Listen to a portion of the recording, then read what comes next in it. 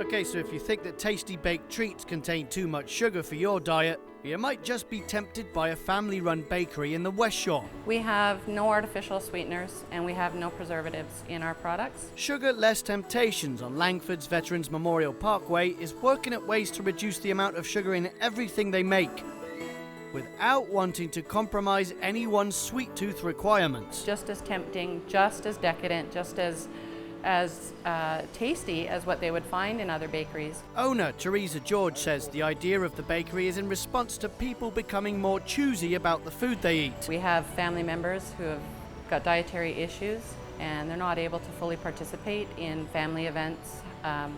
They can't enjoy, the sweets, the cakes, the cookies, the pies. Well, they might be able to enjoy what I'm about to make under the knowledge and guidance of longtime baker Bill Hammond. Having worked in different bakeries for over 20 years, Bill uses a fraction of the sugar working here. Then we also use the alternatives, which is a turbinado, which is the rawest form of sugar before it's been refined.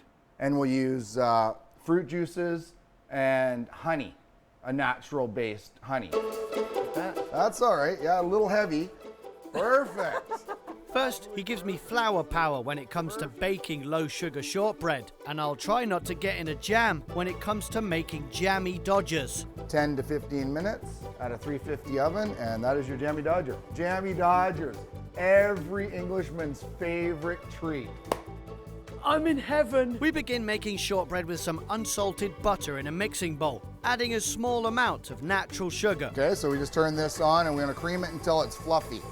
Okay, this shortbread is also made with rice flour, which also makes it a lot lighter and a lot flakier than your regular shortbread.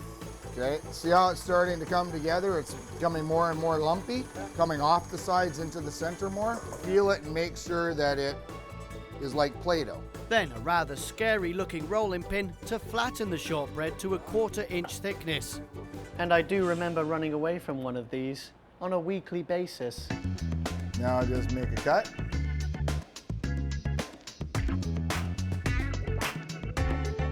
Cut the center. Perfect. There you go. There you go. Yeah, there you go. Booyah! Beautiful. Booyah! Yeah, booyah! Bake that for Grandma. And then we hit start, and in 15 minutes, you'll have a fresh jammy dodger. And while we wait, we'll make use of every minute. Well, there's no time for loafing around when it comes to making and baking low-sweet bread. Actually, take some frustration out on your dough. I've got yeast in the bottom of the bowl. Yeah. You have to add a little bit of water to it to ferment it, okay, to get it going. Grab the other mixer, which I have already weighed out. Cottage cheese, egg, unsweetened orange juice, and liquid honey. The liquid honey is what's going to activate the yeast. So there is absolutely no sugar in this bread whatsoever. Pour it into the bowl. Look at that. All of it, Cheese. yep. Look at that. I always wondered what flour was for. Now I understand. Perfect. So we mix this for approximately 10 minutes. We baking bread. We baking bread now. We baking bread. We baking bread now. Look at that. It's like one ball. That's one ball. And as you can see, it's cleaning the sides of the bowl. So then we pull our dough out of the bowl. So we scale it. Then we know our measurement's good. Making sure it's nice and flat because it has to go through the sheeter. Throw it through there. And this is going to come out and it's going to be a loaf of bread. Yeah. James, our oven is calling us. That means Jammy Dodgers! all right, so we turn off our machine. Let's go to the oven and get our Dodgers. We're going to turn off our oven, let the steam escape, and look at those Jammy Dodgers. Which one was mine?